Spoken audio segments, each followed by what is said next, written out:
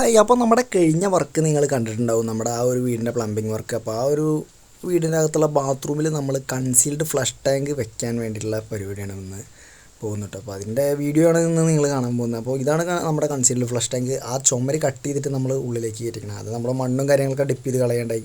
അതിനുശേഷം നമ്മൾ അവിടെ അളവെടുത്തിട്ട് കട്ട് ചെയ്ത് കുറച്ചിട്ടായിട്ടുള്ള പരിപാടിയാണ്. കാരണം അതൊക്കെ കറക്റ്റ് കട്ടിങ്ങും അതുപോലെ നമ്മുടെ ഈ ഒരു ക്ലോസറ്റിൻ്റെ ഹൈറ്റും ഫ്ലോർ ഹൈറ്റും എല്ലാം കറക്റ്റ് ആവണം എന്നുള്ളൊരു കാര്യം ഇതിലുണ്ട് കേട്ടോ. അപ്പോൾ നമ്മൾ ഗിൽറ്റി എടുത്ത് നമ്മൾ സ്ക്വയർ നേരെ കട്ട് ചെയ്ത് ക്ലിയർ ചെയ്ത് സെറ്റ് ചെയ്തു. കാരണം കുറച്ചിട്ടായിട്ടുള്ള ഒരു ഡ്രില്ലൊക്കെ ചെയ്ത് ബാക്ക് വശമൊക്കെ നമ്മൾ നല്ലവണ്ണം സിമെൻറ്റൊക്കെ പാക്ക് ചെയ്തിട്ടായിരിക്കണം അതിന് പരിപാടി നടക്കേണ്ടത്.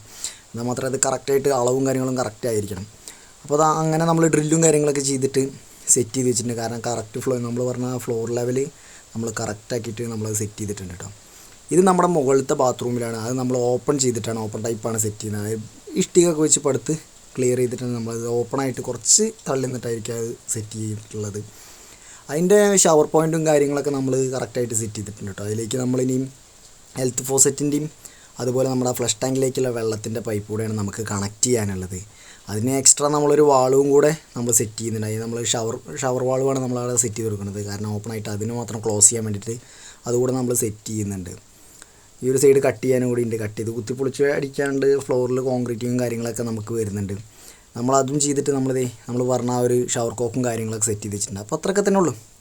ബാക്കി ഞാൻ വീഡിയോ എന്തായാലും വരുന്നുണ്ട്. അപ്പോൾ വീഡിയോ കാണുമ്പോൾ ഒന്ന് സബ്സ്ക്രൈബ് ചെയ്യാൻ മറക്കരുത്. ബൈ.